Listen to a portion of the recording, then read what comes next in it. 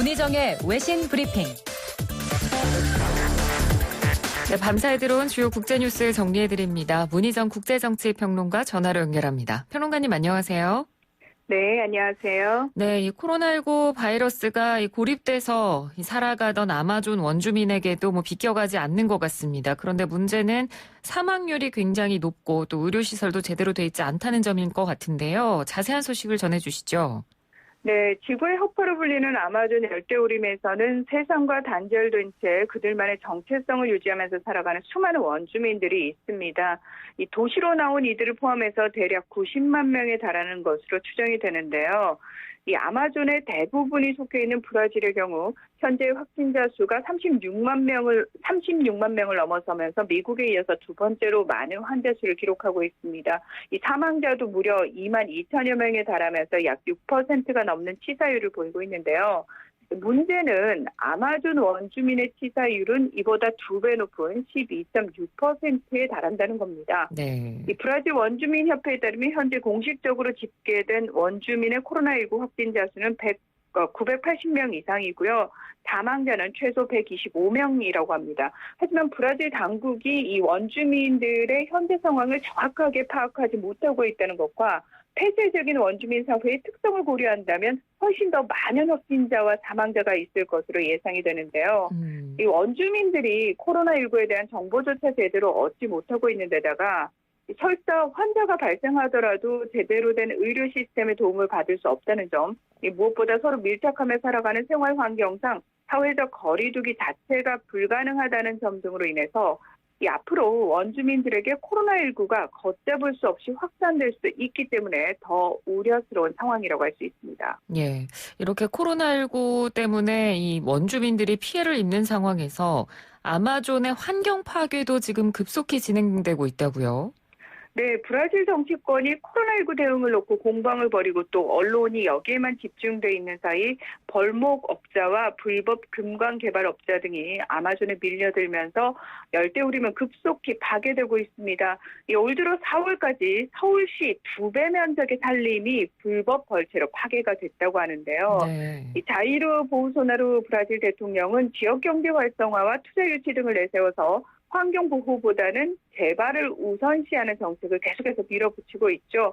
이 브라질 환경단체들의 연합인 브라질 기후관측소는 보고서를 통해서 아마존 열대우림 파괴로 인한 올해 5월에서 7월 이산화탄소 배출량이 최근 5년간의 같은 기간 평균치보다 29% 증가할 것으로 예상하기도 했습니다.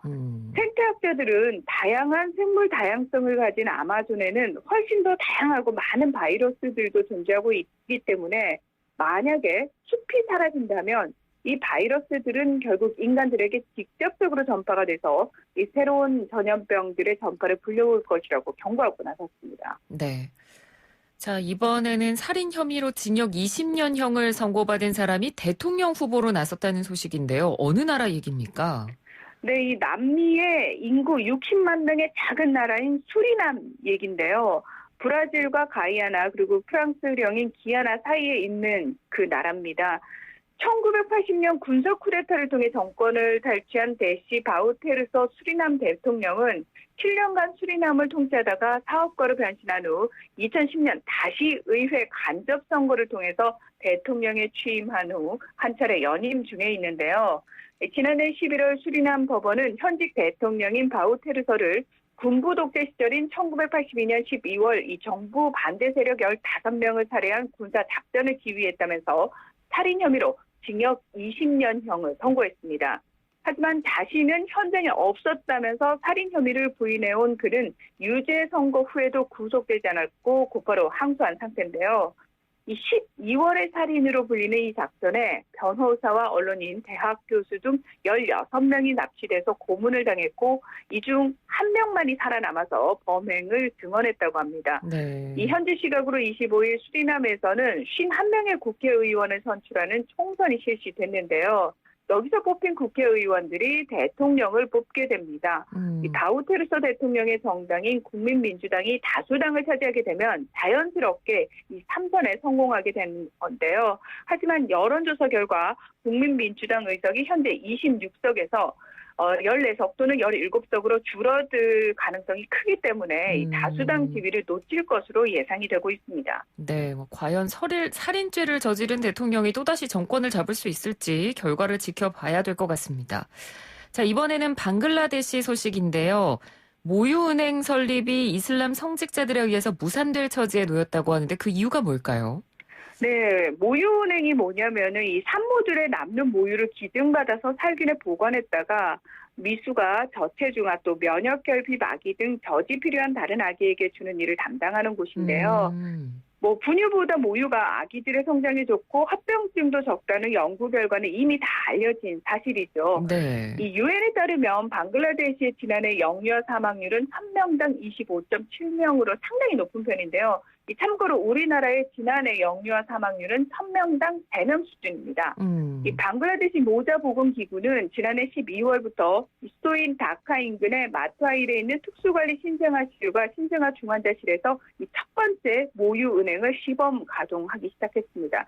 하지만 국교가 이슬람교인 방글라데시에서 모유은행 설립 소식이 전해진 뒤에 이슬람 성직자와 학자, 강경론자들이 반대 입장을 표명하고 나섰는데요.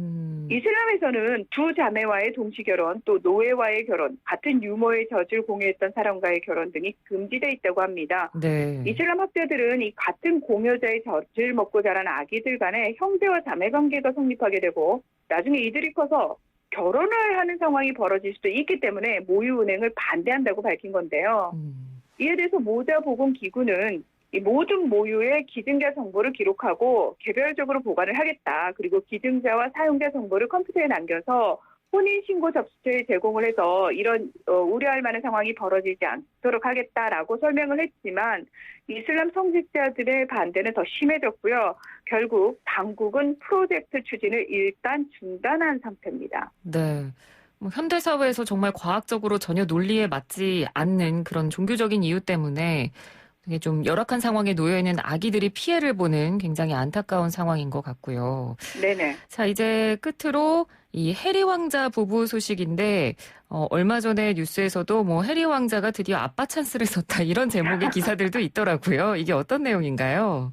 네, 이 왕위 계승 서열순위 6위로 왕실 독립을 선언을 했죠. 전 여기까지는 좀 멋있다라고 말을 할 수 있는 부분인데 문제는 이제 영국을 떠나서 캐나다를 거쳐 미국에 정착을 한 후입니다. 이 사설 경비원 고용 비용이 연 최대 400만 파운드, 우리나라 돈으로 약 60억 원이 든다고 하는데요. 이 돈 때문에 곤란에 직면한 겁니다. 네. 해리 왕자 부부는 독립을 선언하면서 앞으로 왕실의 재정 지원을 받지 않고 영국 거처인 윈저성 프로그모어 코티지를 수리하는 데 들어간 비용인 240만 파운드, 약 36억 원도 갚겠다. 이렇게 큰 소리를 쳤는데요. 예상치 못했던 이 사설 경호 비용이 부담으로 작용한 겁니다. 영국 데일리 메일은 이 같은 이유로 해리 왕자가 아버지인 찰스 왕실자에게 손을 벌리게 됐다고 보도를 했고요. 네. 영국 대중지인 더 선은 해리 왕자 부부가 매달 18,000파운드, 2,700만 원씩 상환하고 있고 이자와 운영비 등을 제외한 순수 수리비를 모두 반하려면 11년 이상이 걸릴 것이라고 보도하기도 했는데요. 이 영국 경찰과 캐나다 경찰의 보호를 받았던 이 부부는 그러나 미국에 정착하면서 경호 지원이 모두 끊어졌고 해리 왕자는 이 부분에 대해서는 전혀 예상치 못했던 것으로 알려졌습니다. 네, 알겠습니다. 오늘 소식 잘 들었습니다. 고맙습니다. 네, 고맙습니다. 네, 지금까지 문희정 국제정치평론가였습니다. 1부는 여기서 마치고요. 잠시 뒤 2부로 돌아오겠습니다.